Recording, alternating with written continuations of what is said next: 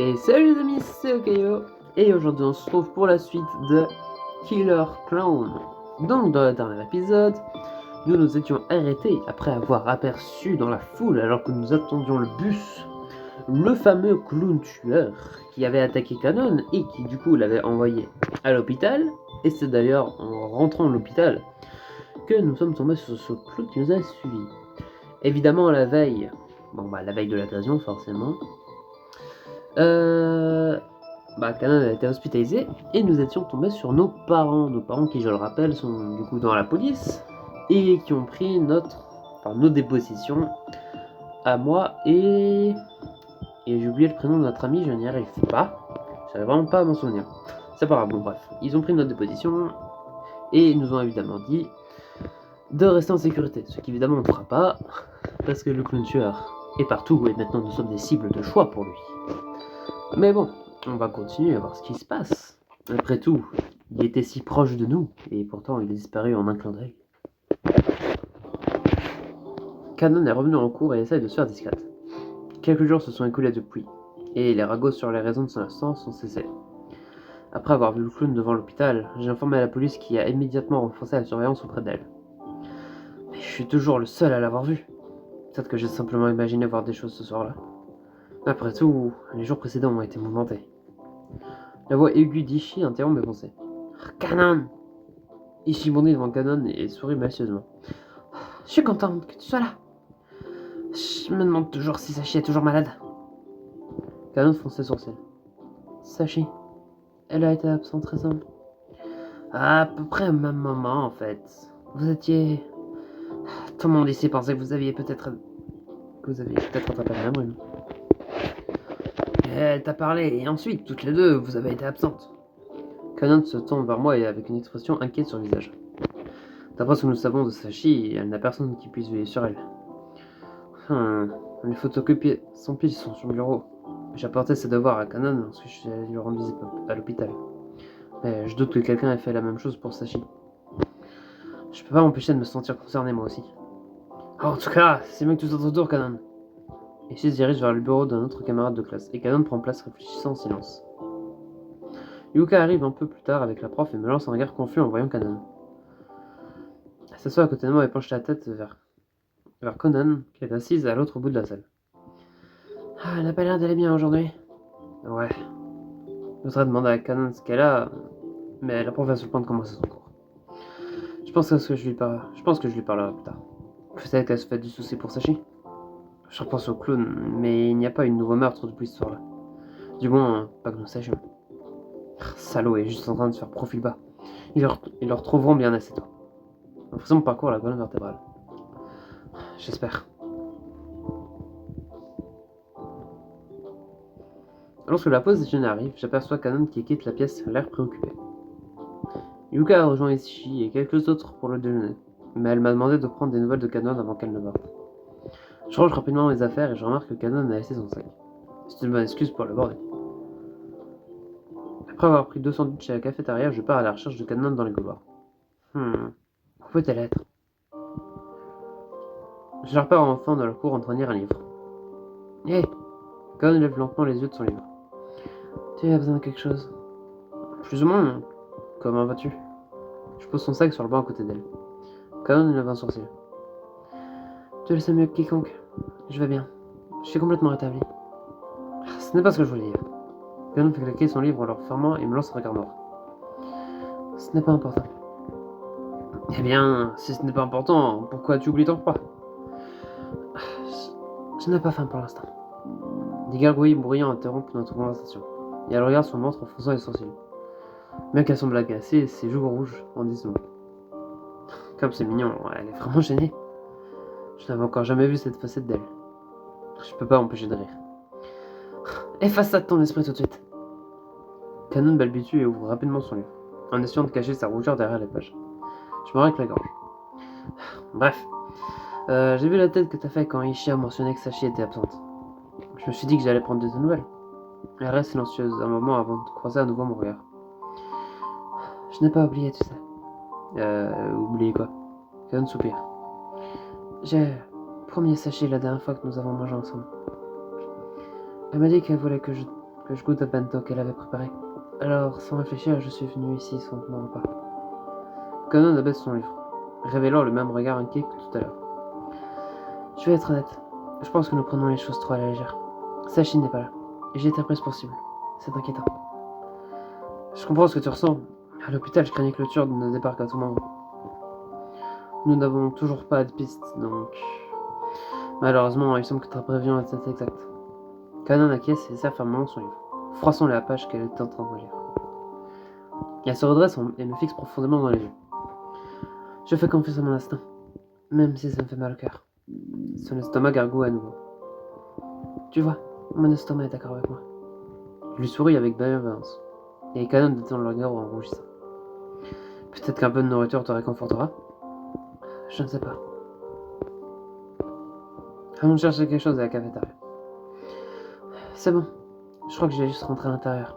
La pause est bientôt terminée de toute façon. Tu es sûr? Kanon prend ses affaires. Ouais. Merci d'avoir tenu compagnie. À ton service. Nous rentrons ensemble en prenant notre temps. Kanon regarde par les fenêtres du couloir, plongé dans sa pensée. J'aimerais que les choses puissent rester comme ça. Elle sourit avec douceur, mais il y a une profonde tristesse dans ses yeux. Je n'arrive pas à comprendre ce qui se passe dans sa tête. Mais une chose est sûre, elle est très préoccupée. Les choses vont bientôt redevenir normales, je te le promets. Je serre doucement sa main. Nous surmonterons cette épreuve ensemble. Kanon me regarde alors que nous atteignons la salle de classe. Exact. Ensemble.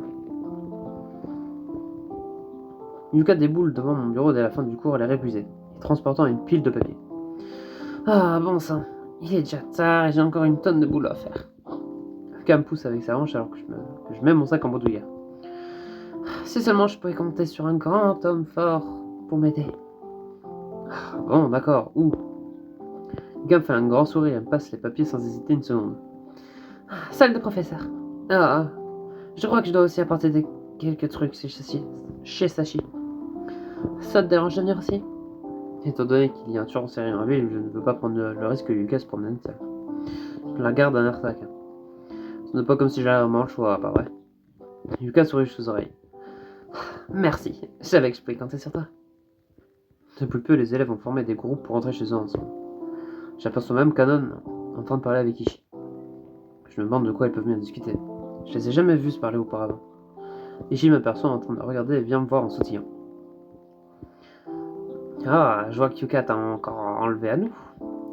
Laisse-nous en un peu, Yuka. Yuka rougit mais se contente de se racler à la gorge, toujours en mode délégué de classe. Thomas, je dois te poser une question. Kanon s'approche et affiche un sourire malicieux, visiblement sur le point de se mêler ses amis. Quel genre de fille aimes-tu? La question prend même au dépourvu. Je reste silencieux ne sachant pas trop quoi dire. Ah, allez, ne fais pas ton timide. Lucas semble tout aussi intéressé par ma réponse qu'Ishi et tape sur la table. Ouais, Thomas, nous sommes amis d'enfance, mais tu ne m'as jamais dit quel était ton genre. Kanon se contente d'incliner la tête en écoutant, mais je remarque qu'elle tortille ses cheveux autour de son doigt. Mon cœur commence à s'emballer alors qu'il me dévisage. J'ai le sentiment que quoi que je dise, je ne m'en sortirai pas indemne.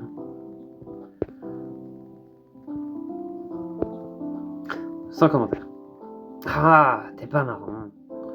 Exact. Pourquoi êtes-vous si intéressé? Arrête de changer de sujet. Réponds, Thomas. Je lève les yeux au ciel. Vous en faites trop. Yuka, il faut qu'on apporte tout ça dans la salle des professeurs, t'as oublié? Ah, c'est vrai. Elle semble pas toujours satisfaite de ma réponse. Je peux pas m'empêcher de rire. Si je me souviens bien, c'est toi qui m'as demandé de t'aider. Alors qu'elle marche dans le couloir, Yuka s'arrête net. Avant même que je ne puisse me retourner pour la regarder, elle me tire sur le côté. Fais attention, les papiers! Yuka me plaque contre le mur et les mains pleines, je n'ai pas d'autre choix que de rester sur place. Qu'est-ce qui se passe? Yuka me fixe profondément dans les yeux. Tu m'as l'air drôlement pote avec Kanon il y a longtemps. Il est arrivé quelque chose? Je regarde du côté en réfléchissant. Enfin, par la visite à l'hôpital. Enfin, vraiment, mais nous avons aussi déjeuné ensemble tout à l'heure. Yuka lâche prise et elle détend le regard. Ah, je vois. C'est dans ce moment-là que je regarde Yuka comme une fille. Ses petits mouvements, le rose de ses lèvres, même les petites inflexions de sa voix. Est-ce que je commence à s'inspirer? Si, c'est tout.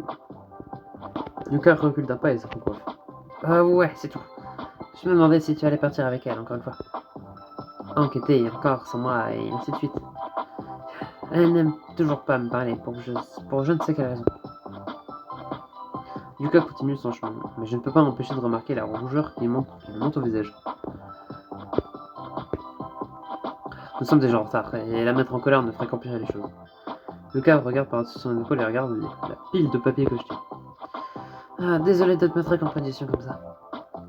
Deviens cette idée tout d'un coup. Ah, c'est juste que...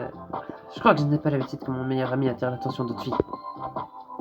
Pourrait-il qu'elle me considère plus comme un ami? Eh bien, tu n'as pas à t'inquiéter, je suis toujours ton meilleur ami, pas vrai? Lucas sourit jusqu'aux oreilles. Ouais, je crois que je n'ai pas à m'inquiéter après tout. Après avoir déposé quelques documents, Yuka et moi décidons d'aller chez Sachi pour lui donner les cours qu'elle a manqués. Un bruit de pas derrière nous fait sursauter tous les deux. Attendez. Kanan? Kanan se précipite vers nous, exaspéré. Les autres m'ont dit... Je vais venir avec vous. Tu te fais du souci pour Sachi? Kanan acquiesce et joue ses mains. Je lui suis redevable pour avoir été l'une des premières personnes à me parler. Je tiens également à m'excuser pour avoir été si distante ces derniers temps. Je souris. Pas de problème. Allons la voir ensemble. Mais dépêchons-nous, il commence à faire nuit. Nous atteignons l'adresse de Sachi au moment où le soleil se couche. Je ne peux pas m'empêcher de ressentir un pressentiment désagréable au fur et à mesure que nous approchons de l'appartement. La morsure de l'air, le manque de gens et l'absence de lune. Je serre les dents en repoussant ces pensées intrusives, mais tout en gardant mon esprit alerte et fin prêt.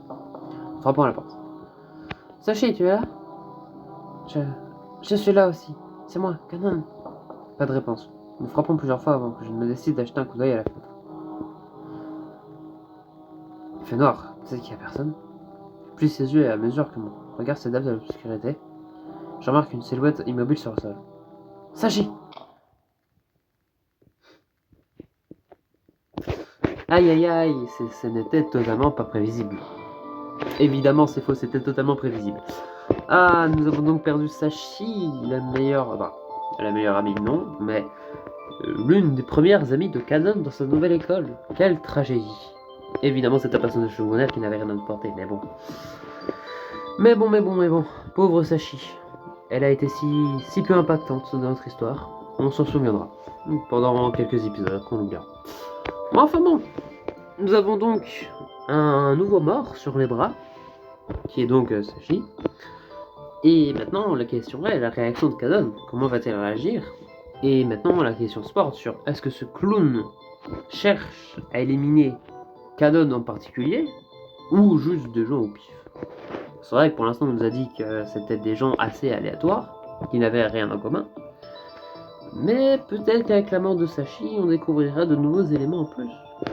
En tout cas, j'espère que cet épisode vous aura plu. Si jamais c'est le cas, n'hésitez pas à vous abonner, à lâcher un like. C'était Okayo. Allez, salut!